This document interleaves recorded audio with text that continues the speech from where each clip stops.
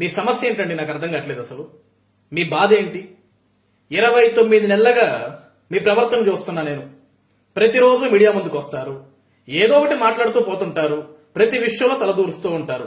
అసలు మీకేంటి సంబంధం? ప్రతి విషయంలో మీరెందుకు ఇన్వాల్వ్ అవుతారు? ఈ రాష్ట్రానికి ముఖ్యమంత్రి లేడా? ఆయన మాట్లాడ్డా? ఈ రాష్ట్రానికి ముఖ్యమంత్రి మీరా? ఏమన్నా ప్రజలు మీకేమన్నా ఓట్లు వేశారా? మిమ్మల్ని ఏమన్నా ఎన్నుకున్నారా? కనీసం మీకేమన్నా ఓట్లు వేశారా? మీరు దేనికన్నా పోటీ చేశారా? మీకేంటి సంబంధం రాష్ట్రంతో? ప్రతి విషయంలో మీరెందుకు తలదూరుస్తారు? ప్రతి విషయంలో మీరెందుకు మాట్లాడతారు? ఈ రాష్ట్ర ముఖ్యమంత్రికి మాట్లాడేదానికి మాటలు రావా? ఆయన గెలిచింది కేవలం తాడేపల్లి కొంపలా పడుకుని నిద్రపోయేదానికి మాత్రమేనా? అసలు మీరెవరు? ఈ రాష్ట్రంలో మీరు ఎవరు? సర్పంచా, వార్డ్ మెంబరా, జెడ్పీటీసీయా, ఎంపీటీసీయా, ఎమ్మెల్సీయా, మంత్రా, ఎమ్మెల్యేనా, ఎంపీనా? ఎవరు మీరు? ఈ రోజు అట్లీస్ట్ మీ వైఎస్ఆర్సీపీ పార్టీలో మీకు ఏమైనా పదవి ఉందా? చెప్పండి, మీ పార్టీలో మీకు ఏమైనా పదవి ఉందా? ఈ రోజు మీరు ఒక ప్రభుత్వ సలహాదారుడు.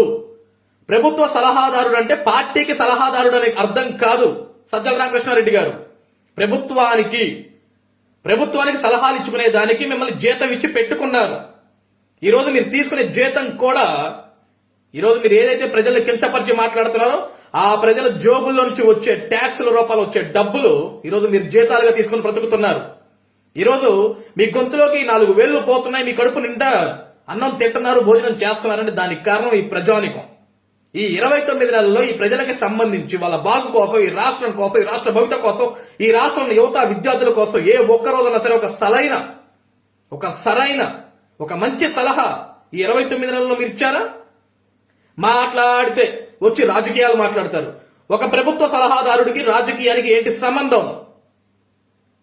ఈ రోజు మీ రాజకీయ పార్టీ, మీ వైఎస్ఆర్సీపీ పార్టీ మీకు జీతం ఇవ్వట్లా, గుర్తుపెట్టుకోండి.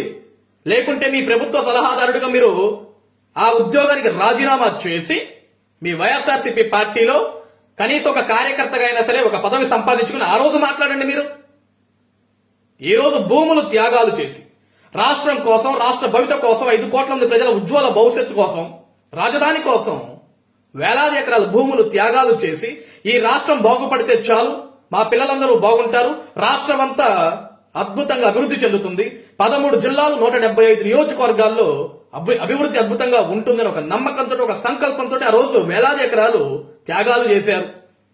ఈరోజు మీరు వచ్చిన తర్వాత, మీ దిక్కుమాలిన ప్రభుత్వం వచ్చిన తర్వాత రాష్ట్రానికి రాజధాని లేకుండా పోయింది. మీరన్న 3 రాజధానులే, మీరు చెప్పిన 3 రాజధానుల్లో ఎక్కడన్నా సరే కనీసం ఒక ఇటుకరాయి వేశారా? ఒక శంకుస్థాపన చేశారా? అభివృద్ధి పని ఒక్కటి జరిగిందా? 3 సంవత్సరాలు కావచ్చింది. ఏం చేశారు? ఏం సాధించారు? అడగండి మీ ముఖ్యమంత్రి గారిని. పనికి మాలిన మాటలన్నీ మాట్లాడతారు కదా మీరు మీడియా ముందుకు వచ్చి. ఆ మాటలన్నీ పక్కన పెట్టి తాడేపల్లి ఇంట్లో పడుకున్న మీ ముఖ్యమంత్రి గారిని అడగండి. అసలు ఏం చేశాం ఈ 3 సంవత్సరాలు? రాష్ట్రానికి మనం ఒక పరిశ్రమ అన్నా, ఒక పెట్టుబడి అన్నా, ఒక వ్యాపారవేత్తలన్నా, కనీసం ఒక ఇటుకరాయినన్నా, ఒక శంకుస్థాపన చేశామా అని ఇవేమీ మాట్లాడకుండా ఈరోజు ఈ రైతుల పాదయాత్ర ఎందుకు చేస్తున్నారు? న్యాయస్థానం టు దేవస్థానం ఎందుకు చేస్తున్నారు? ఈ పక్కన దుర్గమ్మ గుడికి పోవచ్చు కదా. మీరెవరు చెప్పేదానికి? మీరేమైనా డబ్బులు ఇస్తున్నారా? మీరేమైనా మీ జోబుల నుంచి డబ్బులు ఇస్తున్నారా? లేకుంటే మీ జీతాల నుంచి ఏమైనా వాళ్ళకి కనీసం చిన్న చందా ఏమైనా ఇచ్చారా మీరు? వాళ్ళ కష్టం, భూములు త్యాగాలు చేశారు రాష్ట్రం కోసం, రాష్ట్ర భవిష్యత్తు కోసం, 5 కోట్ల మంది ప్రజల ఉజ్వల భవిష్యత్తు కోసం వేలాది ఎకరాల భూములు త్యాగాలు చేసి మీ చాతగానితనం వల్ల, మీ దిక్కుమాలిన పరిపాలన వల్ల 690 రోజులుగా నడి రోడ్డు మీద కూర్చొని పండగలకు దూరమై, కుటుంబాలకు దూరమై, ఆనందాలకి దూరమై, మీ చేత హింసించబడి, అవమానాలు పడి, చివరికి జన్మనిచ్చిన స్థానం మీద బూటు కళ్ళతో తన్నించుకొని, రక్తం నేలకు ఒరిగించి, ఎన్నో అవమానాలు పడి, ఈరోజు మేము చేస్తున్న పోరాటం మా కోసం కాదు, ఈ రాష్ట్ర భవిష్యత్తు కోసం, 5 కోట్ల మంది ప్రజల ఉజ్వల భవిష్యత్తు కోసమని ప్రతి ఒక్క ప్రజానికానికి తెలియజేయాలని ఈరోజు న్యాయస్థానం నమ్ముకున్నారు. అదేవిధంగా దేవస్థానాన్ని, దేవుడి దగ్గరికి వెళ్లి ఆ దేవుడి దగ్గర మొరబెట్టుకునే దానికి వెళ్తున్నారు. భగవంతుడా, 29 నెలలుగా ఈ రాష్ట్రం నరక యాతన చూస్తుంది, రాష్ట్రానికి రాజధాని లేదు, మమ్మల్ని దయ్యాలు తింటున్నట్టు పీడిస్తున్నారు ఈ రాష్ట్రంలో ఉన్న ఈ రాష్ట్ర ప్రభుత్వం, ఈ మంత్రులు, ఈ ఎమ్మెల్యేలు, ఈ పరిపాలకులు మాకు నరక యాతన చూపిస్తున్నారు, మా రాష్ట్రానికి భవిష్యత్తు లేకుండా చేస్తున్నారు. కాబట్టి భగవంతుడా మమ్మల్ని కాపాడు, మా రాష్ట్రాన్ని కాపాడు, మా 5 కోట్ల మంది ప్రజల ఉజ్వల భవిష్యత్తుని కాపాడు అని వేడుకునేదానికి పోతున్నారు. ఈరోజు భూములు త్యాగాలు చేసిందే కాక మీరు కొట్టినా కొట్టించుకొని, మీరు తన్నినా తన్నించుకొని, మీరు జుట్లు లాగినా చీరలు లాగినా బూటు కళ్ళతోటి కడుపులో తన్నినా సరే, అన్నిటి అవమానాలు దిగమింగి, కష్ట నష్టాలు దిగమింగి, ఒక పక్క ప్రాణాలు కోల్పోయినా సరే, ఆ కుటుంబాలు వాళ్ళ సంతోషం దూరమైనా సరే, ఇంకా ఈ రాష్ట్రం కోసం, రాజధాని కోసం, ప్రజల కోసం, ప్రజల భవిష్యత్తు కోసం తపన పడుతున్నారు. చేతనైతే వాళ్ళ పాదాలకి నమస్కరించాలా. ఈరోజు వాళ్ళు ఎక్కడికి వెళ్ళాలో మీరు చెప్పాలా? గొడవలు జరుగుతాయా? ఈరోజు చిత్తూరులో ఎందుకు చేయరు? ఉత్తరాంధ్రలో ఎందుకు చేయరు? రాయలసీమలో ఎందుకు చేయరు? చిత్తూరు వాళ్ళు, ఉత్తరాంధ్ర వాళ్ళు, రాయలసీమ వాళ్ళు ఈ రాష్ట్రం కోసం భూములు త్యాగాలు చేయాల. ఈ రాష్ట్ర సమగ్ర అభివృద్ధి కోసం, 13 జిల్లాల అభివృద్ధి కోసం, 175 నియోజకవర్గాల అభివృద్ధి కోసం వేలాది ఎకరాలు ఆ రైతన్నలు, ఆ రైత కూలీలు, ఆ ఆడపడుచులు వాళ్ళు త్యాగాలు చేశారయ్యా. మీ ప్రభుత్వంలో ఉన్న మీ మంత్రులు గాని, మీ సలహాదారులు గాని, మీ ఎమ్మెల్యేలు గాని, మీ ఎంపీలు గాని, మీ ముఖ్యమంత్రి గాని కనీసం 1 సెంటు భూమి ఈ రాష్ట్రం కోసం మీరు త్యాగం చేశారా? కనపడ్డవన్నీ దోచుకుంటూ పోతున్నారు. కనపడ్డవన్నీ దోచుకుంటూ పోతున్నారు. మీకు తెలిసింది దోచుకోవటం, దాచుకోవటం. అభం శుభం తెలియని రైతాంగం. వాళ్ళకి పంట పండించడం తెలుసు. పండించిన పంట మీరు ఎంత హింసించినా సరే మీలాంటి వాళ్ళకు కడుపు నిండా అన్నం పెట్టాలి, మీ కుటుంబాలు బాగుంటే చూడాలి అని ఒక ఆశతో బ్రతుకుతుంటారు. వాళ్ళు పండించిన పంట కనీసం వాళ్ళు కూడా తినట్లా, పస్తులు పడుకుంటున్నారు. కనీసం మీ రేట్లు కూడా కల్పించట్లా. అటువంటి రైతన్నలు, అటువంటి రైతాంగం, అటువంటి రైతు కూలీలు ఈ రాష్ట్రం కోసం త్యాగాలు చేస్తూ, బాధపడుతూ, కన్నీరు పడుతూ ఈ రాష్ట్రం ఇంకెప్పుడు బాగుపడుద్ది, దీన్ని బాగు చేసుకోవాలి అని వాళ్ళు తపన పడుతుంటే, వాళ్ళు పాదయాత్రలు చేస్తుంటే మీకు కలిగిన నొప్పి ఏంటి? ఒక పక్క పోలీసు యంత్రాంగాన్ని అడ్డం పెడతారు, ఒక పక్క నోటీసులు ఇస్తారు. అసలు ఎందుకు చేస్తున్నారు? వాళ్ళ ఇష్టం అండి. చేస్తాం. మీ సమస్య ఏంటి? మీ బాధ ఏంటి? మీకు కలిగిన నొప్పి ఏంటి? ఈరోజు భయపడుతుంది మీ ప్రభుత్వం. సజ్జల రామకృష్ణారెడ్డి గారు ఆ రైతన్నలు చేస్తున్న పాదయాత్రకి వస్తున్న స్పందన చూసి మీ 151 మంది గడగడ ఉనికిపోతున్నారు. తాడేపల్లి ప్యాలెస్ లో కూర్చున్న ఆ రాజుగారు ఉనికిపోతున్నారు. ఏసీలో కూడా చెమటలు పట్టిపోతున్నాయి. ఏంటి ఈ స్పందన? ఏంటి ఈ ప్రజా బలం? ఎందుకు వస్తున్నారు ఈ ప్రజలంతా? ఏదైతే అమరావతి కోసం రైతన్నలు భూములు ఇస్తే వాళ్ళని పెయిడ్ ఆర్టిస్టులు అన్నారు. రైతన్నలు పట్టు పంచలు ఎందుకు కట్టుకుంటున్నారు, పట్టు చీరలు ఎందుకు కట్టుకుంటున్నారని మాట్లాడారు. బంగారం ఎందుకు పెట్టుకుంటున్నారని మాట్లాడారు. ఈ దేశం మొత్తం మీద అద్భుతమైన సంపన్నుడు ఎవడన్నా ఉన్నాడు అంటే రైతు మాత్రమే. ఆ సంగతి కూడా తెలియకుండా ఈరోజు మీరు పరిపాలకులా, సలహాదారులా, మీరు ప్రభుత్వాన్ని రన్ చేస్తున్నారా? అదే రైతన్న లేకపోతే మనకు బ్రతుకు లేదు, మనకు తినేదానికి తిండి లేదు, మన పిల్లలకు కూడా తిండి పెట్టలేని పరిస్థితి, మనం అడుగు తినే పరిస్థితికి పోతాం రైతన్నలు లేకపోతే. ఈరోజు మీరు వాళ్ళని అవమానిస్తున్నారు.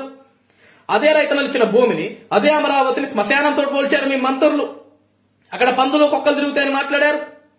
ఈరోజు మీరు ఎన్ని అవమానాలు చేసినా సరే ఈ రాష్ట్రాన్ని కాపాడుకుంటాం, ఆ బాధ్యత మాది. ఈ రాష్ట్రం కోసం భూములు మేము త్యాగాలు చేశాం, ఈ రాష్ట్రాన్ని మేము రక్షించుకుంటాం, రాజధానిని మేము కాపాడుకుంటామని ఒక సంకల్పంతో అడుగులు ముందుకు వేస్తున్నారు.